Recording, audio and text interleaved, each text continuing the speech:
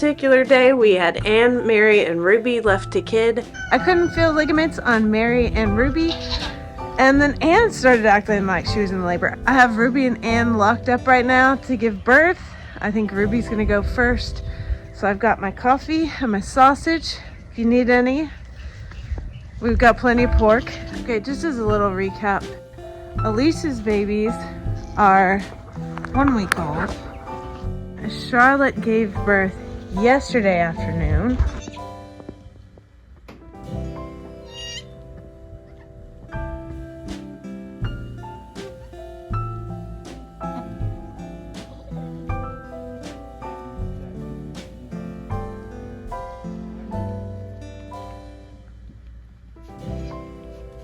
Anne is over here, and Ruby is over here, and Mary right here. She's acting like she wants in her normal pen with Anne. I could probably put her in there, it'd be no big deal, but Anne seems a lot closer than Mary. So I'm gonna sit right here, have my coffee and my sausage, and watch the show. I was gonna put the full burst here, and I decided against it. It's not everybody's cup of tea. So I will make another video with a disclaimer on it, and you can watch the births there.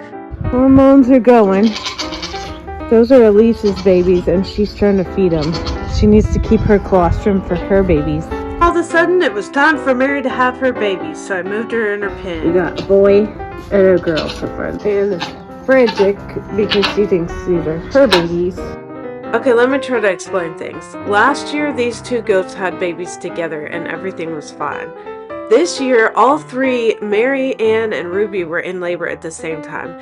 Anne was for the longest, and I found out later she had a stuck baby, but she was in with Mary when Mary was giving birth, and she was licking off those babies as if they were her own, because she thought Mary had her babies and I wasn't letting her get to her own babies. At this point, Anne was in labor for a long time, so I decided to help. It turns out she just had a big baby and she was real tight, if you can imagine that. So I just had to make the opening a little bigger, and me and Ryan got that baby out. Now that they're all born, Ruby had a little buckskin boy, a little darker buckskin girl. These are Charlotte's from yesterday. She had a big old boy that's a buckskin, mostly white. Then she had another little boy who's chocolate buckskin.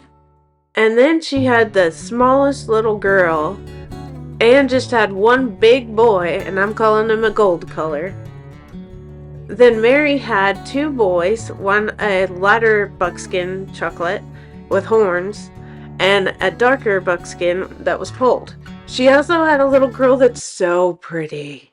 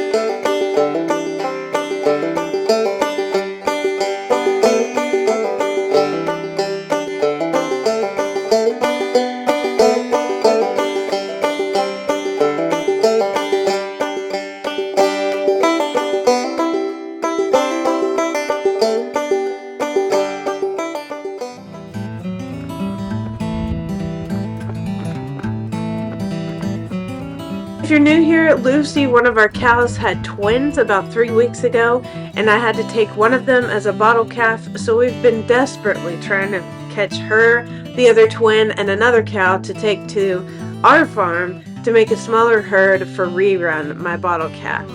This will just be better for his mental status and teach him to be a cow again instead of a dog. We got Linus in the trailer pretty easily, and we knew Mama would follow. There you go, keep going. There you go.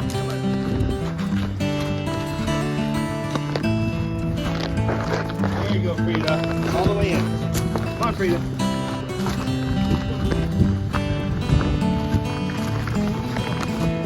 Keep going, Frida. Go. Back at the farm now, I could not wait for the reunion of Lucy and Linus to rerun the bottle calf. Oh, oh. We gotta get some rubber mats for that trailer. Look over there, Lucy.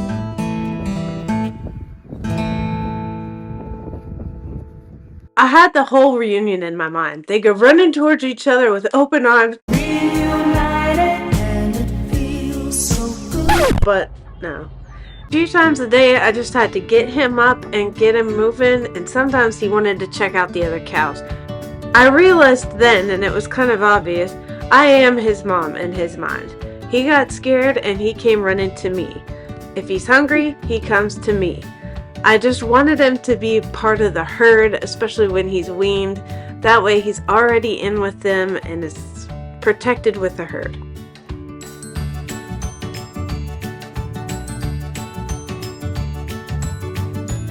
It took them a good week and a half to finally accept Rerun into the herd.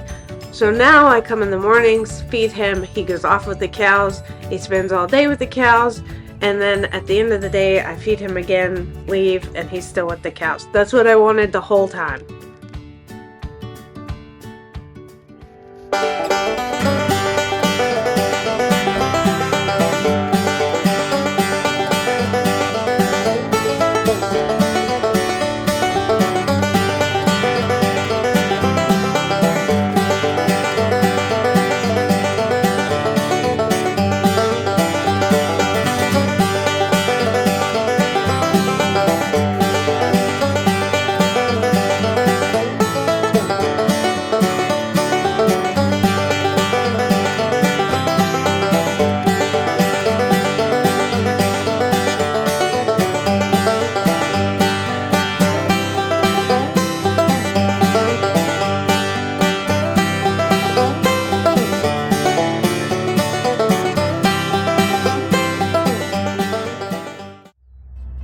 Little Joanna's trying to eat with the big sheep now, and honestly, Hamish has had a little trouble reaching the feed as well, so I lowered the legs on the sheep manger to make that easier for him.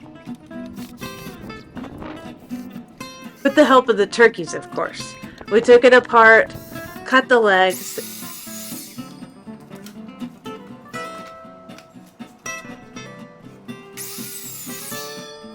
and then put it back together.